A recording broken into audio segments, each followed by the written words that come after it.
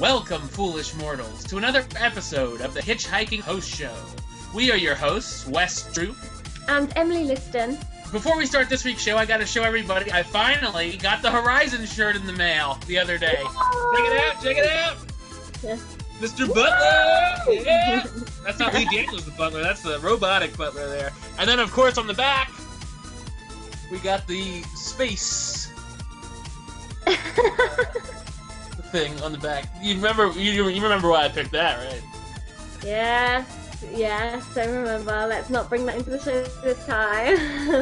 Alright, this week our main topic of discussion is one of the biggest rides in Disney World and Disneyland resorts. It always has a very long line. You know how the music goes. Soarin', soarin', soarin'.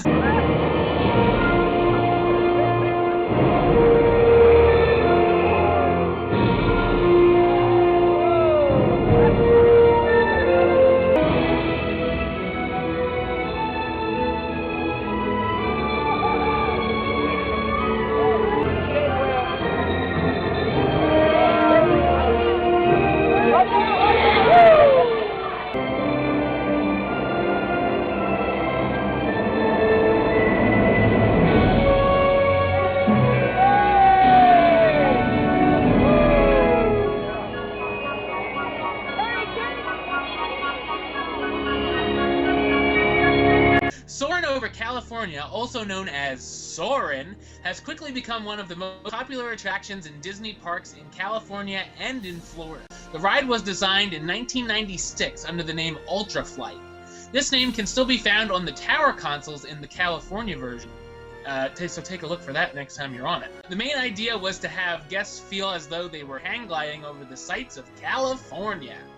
Along with an OmniMax screen and an inverted track, the original idea was to have the attraction have 3 load levels and operate on a horizontal cable and actually move around the building.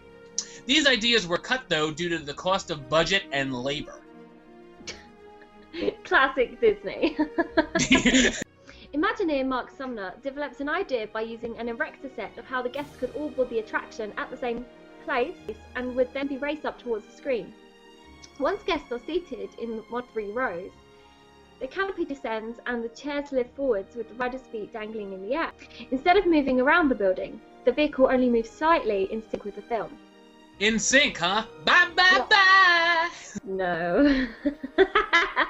The scenes of California seen in the ride were shot from a helicopter and shot in an IMAX HD frame rate at 48 frames per second, which is twice the normal output. Filming caused some difficulty, and Disney even needed special permission to film at Yosemite National Park.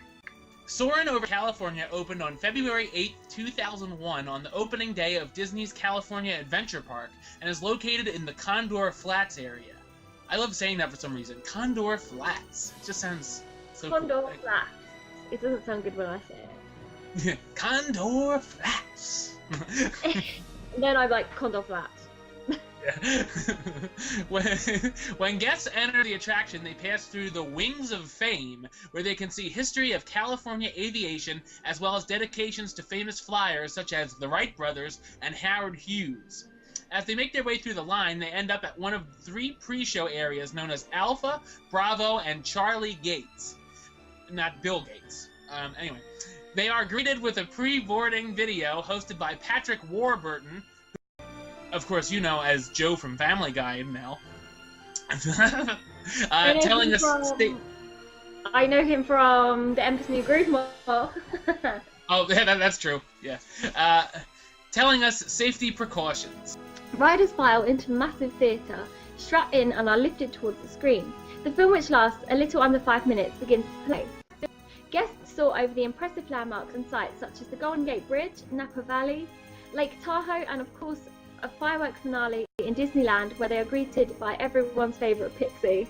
But wow. Oh yeah. Some's favourite more than others. The film also shows skiing, hot air balloons, and even golf with Michael Eisner. During certain segments, scents are sprayed such as citrus, pine, and ocean mist, which is always a crowd pleaser. Soarin' Over California became one of the most popular rides in the Disneyland Resort, and standby waiting times over 2 hours became common. The attraction was so popular, it was brought over to Epcot in Disney World. This version would just be called Soarin'. While it has the same film and ride technology as California, the queue is quite different. Instead of flight history, the waiting area focuses more on taking flights to California or anywhere else in the world, as cast members are dressed as flight attendants. Soarin' opened in the Land Pavilion on May 5, 2005, replacing the nutritional musical show Food Rocks. This version is just as much a success as its California cousin and boasts some of the longest wait times in Walt Disney World. Soarin' has become a massive favorite for guests both young and old, and is a ride you should experience on your vacation. So the first time I rode this ride was in California, and I literally had no idea what it was. It was a school trip, so everyone like in my group was like, that had ridden it before, me and my friends were like, "Oh, you gotta ride Soarin' Over California, you gotta check it out." I'm like, oh, okay. And then we finally got over there, and it was somewhat of a wait, and we went on, and I'm like, what the heck is this thing? Like, in the line. I had no clue what it was going to be. And then we sat in the seats. I'm like, what? And then it started lifting off. I'm like, what the heck's going on? I literally had no clue what it was. This is before I became more of a Disney geek as I am now. But, and then, you know, the scent sprayed, and I was like the old people on their first trip of Soarin'. Like, oh my God, this is so cool! And then, so I really enjoyed it. And then when I got back, I had heard that they're gonna open it up in Epcot. I'm like, oh, cool, you know. And then everyone was like, oh, what's this Soarin' ride coming to Epcot? I'm like, heck, been on it. But yeah, I enjoy it. Is it worth the 2-hour wait time and standby line? That is debatable. Definitely try for a Fastpass if you can, but you know, it's a cool ride, definitely. But even if you get a Fastpass, then you still have to queue for ages. Right? Yeah, I think next to Toy Story Mania, that's the longest Fastpass line when you come back, because everyone has a Fastpass for it, other than the people in the standby, of course. But yeah, and it's really misleading, because then you walk past all the queue, and then you queue for the Fastpass, and then you get down to the next bit, and then you queue again with the other people. Then you line up, and then you get put into your seat rows, and then you queue again, and then you watch the video, and it's like, oh my God, never ends. I know, there's almost as many lines as in Wizarding World. No, that's amazing. You're wrong. Yeah, I really like it. I had no idea what it was when I first went on it. But I can't really remember when I first went on it. But well, it would have been after 2005. Yeah, I can't remember. Yeah, no, I love it. It's my mum's, my sister's. Well, my mum's favorite ride. My sister's kind of favorite ride. Yeah, I like it. I have to put the safety bit with the child seat belt on. I don't reach the height level for the child, so I have to put the seatbelt through the little tag. Yeah, good time. And I must say, one thing I wanted to say about this ride is that pictures of this ride, there really are no way. If you look at the guide map, it literally looks like you're on a hang glider and you're flying in the middle of the air. Yeah. And like, put pictures in books do the same thing. So if you're looking at that and you're like, I'm not going on a hang glider, do not let that mislead you. I know my grandma is like, I'm not going on a hang glider. I'm like, you're not on a hang glider. You're strapped in on some seat that goes up in the air. Oh, okay. And that's another thing. If you're young and you're not too into heights, or you're older, yeah, if you're scared of heights, you know, it's not too bad. It's not Tower of Terror or anything. If you are scared of heights, then sit at the back rows. Right, because then you don't go up as far. Yeah, yeah. If you have a choice. I don't think you can ask. We ask all the time to go in the middle of the middle. Oh, okay. Always take your shoes off if you're unsure. If you've never been on Soarin', just give it a try. Make sure you, well, now you have to use a Fastpass Plus. But which we'll be talking about a little later. But yeah, definitely give it a try, as long as it's not like a 4-hour wait or something. Yeah, don't bother then.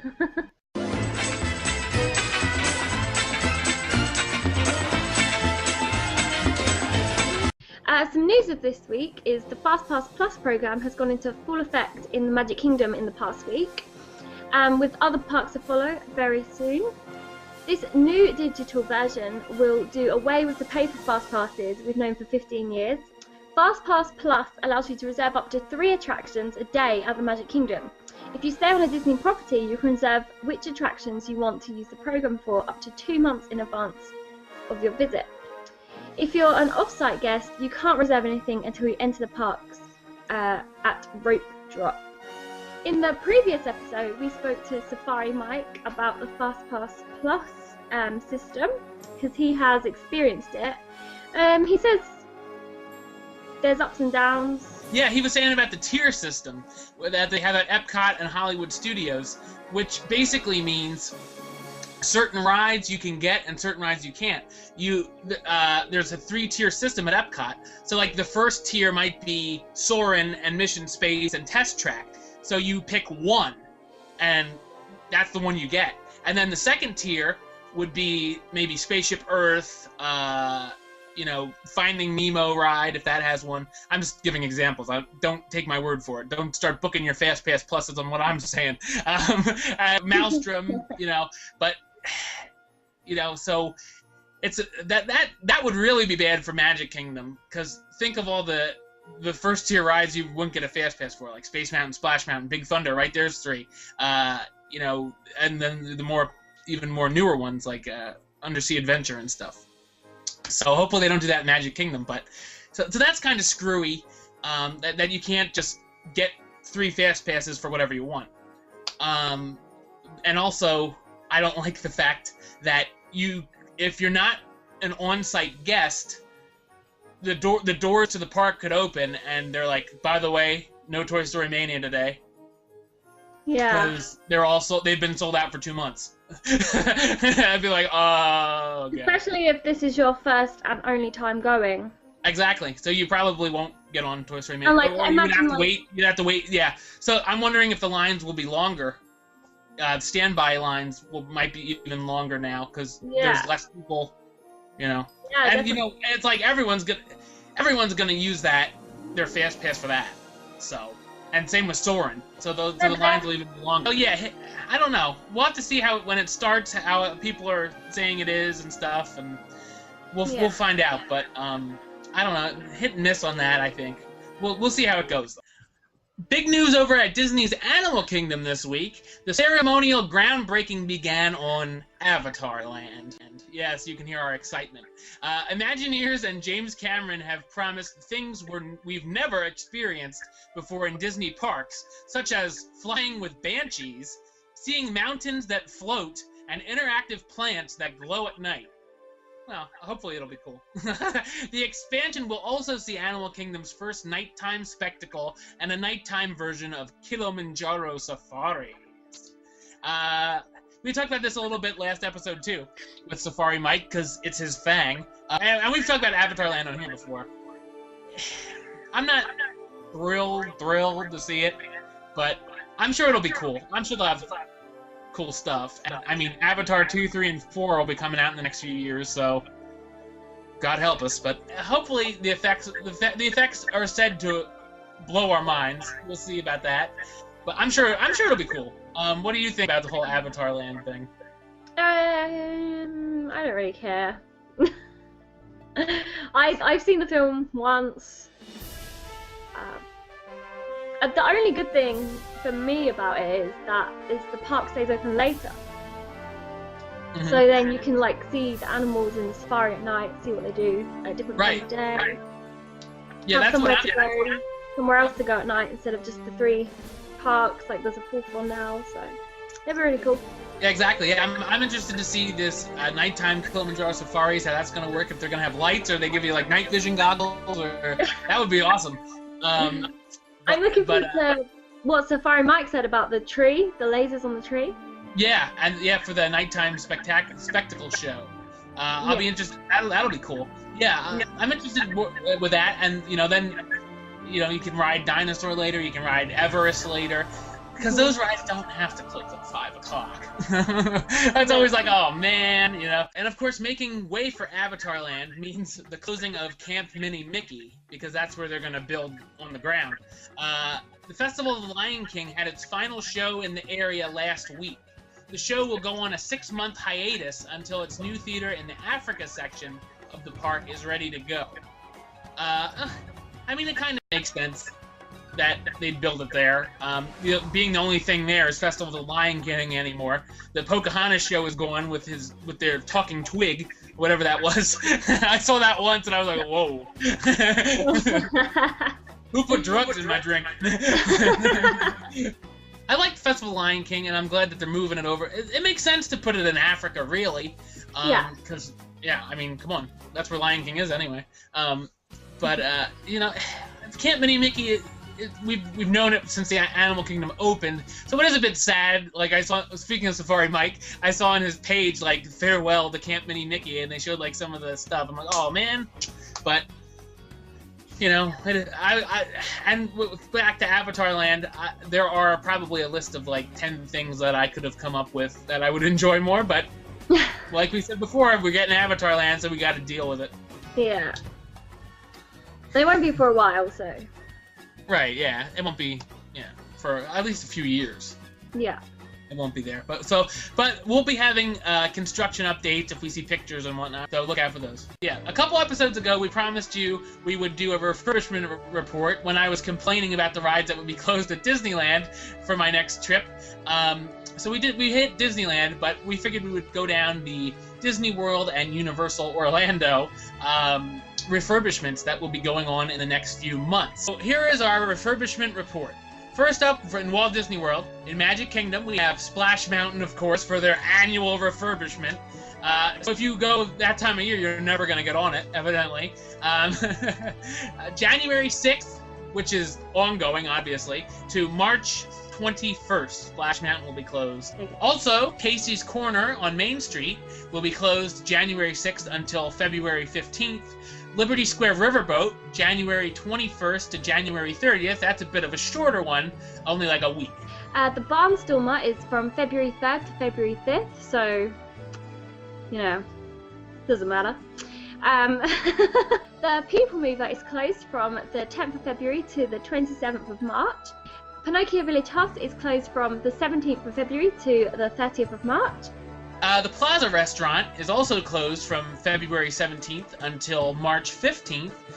Big Thunder Mountain Railroad, there's a big one, is closed from April 7th to April 9th, so just a weekend. Hopefully you're not going that weekend.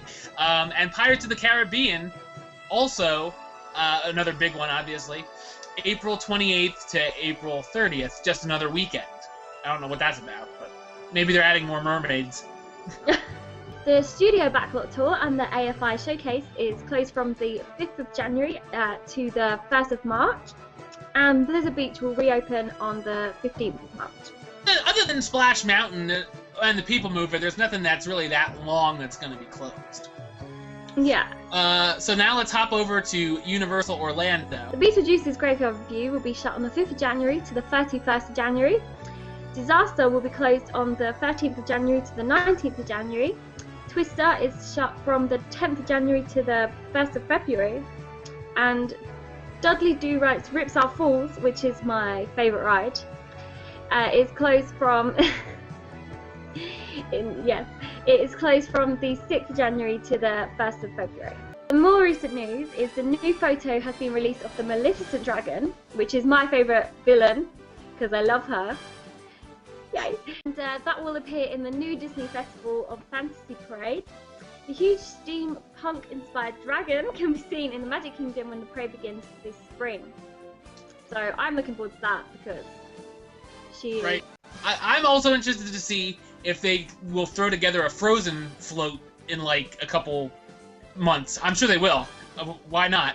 And then to see who else is going to be in the new parade. It'll be interesting. So we'll have coverage of that as we get more floats.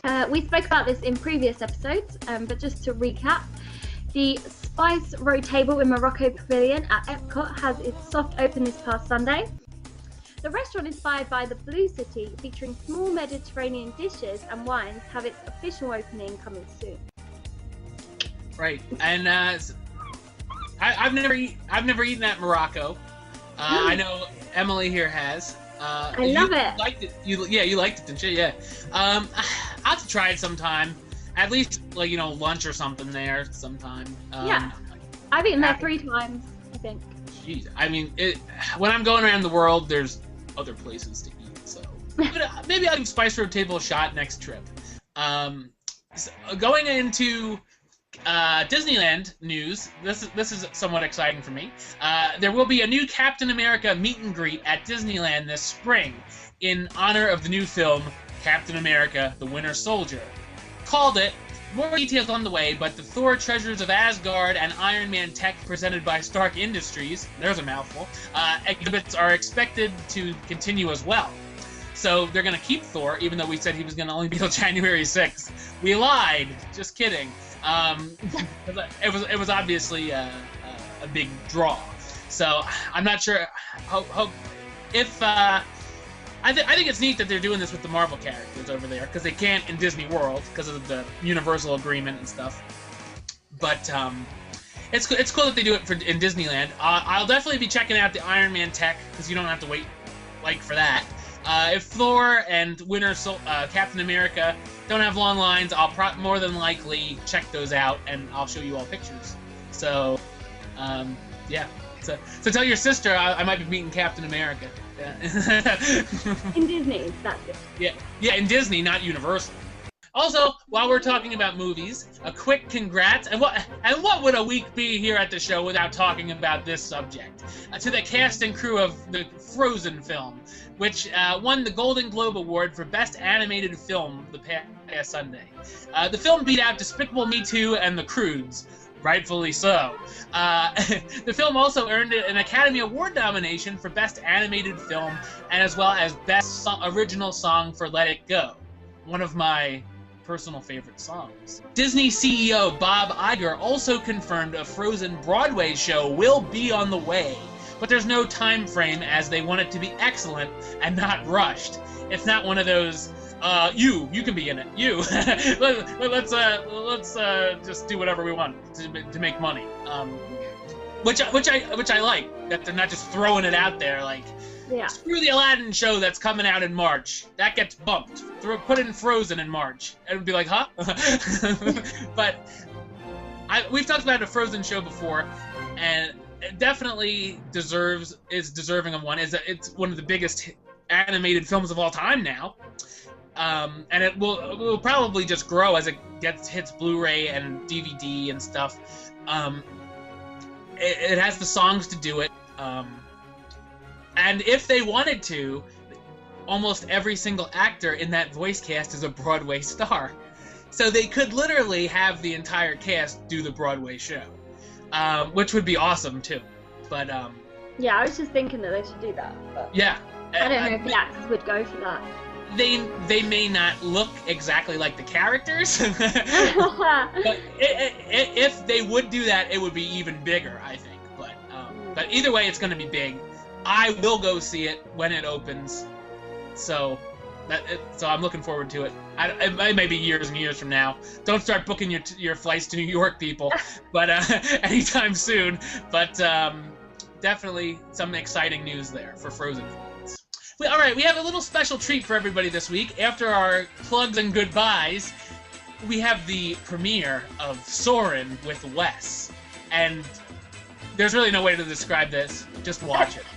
And I just want to say that I have no input into this whatsoever. I have no, but I didn't take part in any of it. I did not tell him to do it, nor did I, write any of it, and I haven't even seen it, so forgive him. Oh, you will. So yeah, definitely stay tuned for the brand new premiere of Soarin with Wes. It's going to be something special. I'm so nervous. Alright, so Emily, why don't you tell everybody where they can find you on the interwebs? You can find me on Twitter, it's at EL5AME. All right, short and sweet and to the point. All right. And for me, of course... Like me! Maybe not to the point part. And for me, of course, you can find me on YouTube, youtube.com/westside515. Subscribe to me there. You can follow me on Twitter @WesAList. Then, of course, there's our hitchhiking host stuff, facebook.com/hitchhostshow. You can like us on there. And follow us on Twitter @hitchhostshow. So definitely stay put for that premiere. And don't forget to... Hurry back. Hurry back. for next week's episode. See you next week. Whoa, what's happening? Whoa, oh, going up in the sky. Whoa, okay, all right. Soarin', soarin', soarin', soarin', soarin' over the Golden Gate Bridge. Ooh, baby, we're soaring over people canoeing and kind of blue water. Spit in the canoe and give it to you. Watch out for those paddles. Now there's hot air balloons. I wonder if the Wizard of Oz is in one. But probably not. This isn't the great movie ride. There's some water. Do you think they'd notice if I relieved myself up here on this hang glider? Well, guess what? It's already too late. Elsa's here. It's snowing. Oh, come on. You know, I had to throw in a cold joke in there somewhere. And now winter won't be the same. Soaring over waterfalls. Soaring over some California waterfall. Should probably know the name. Should have looked it up on Google or Bing. What? Hey, who's that yelling? Hey, a pterodactyl. How's it hanging, man? Why can't you go to the bathroom? Because the P is silent. Oh, man. Now I don't know where the heck we are. Gotta figure this out. Oh, it's a golf course, of course. Watch out for the ball. I think that was Michael Eisner. Windmills, blades of thunder, smell that scent in the air.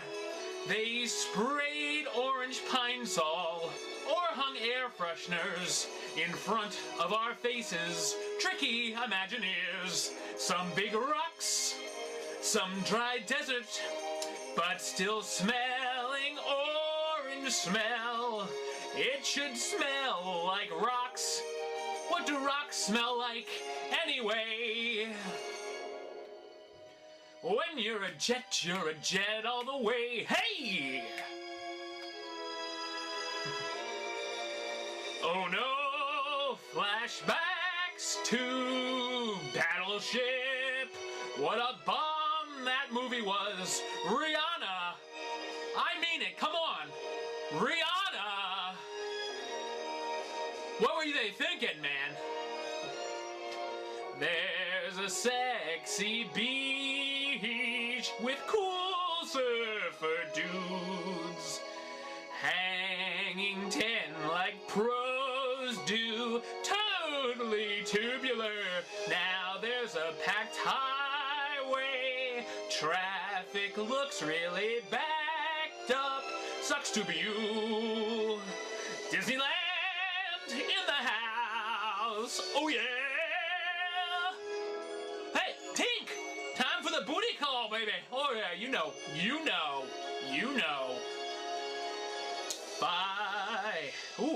Fireworks are awesome. Hidden Splash Mountain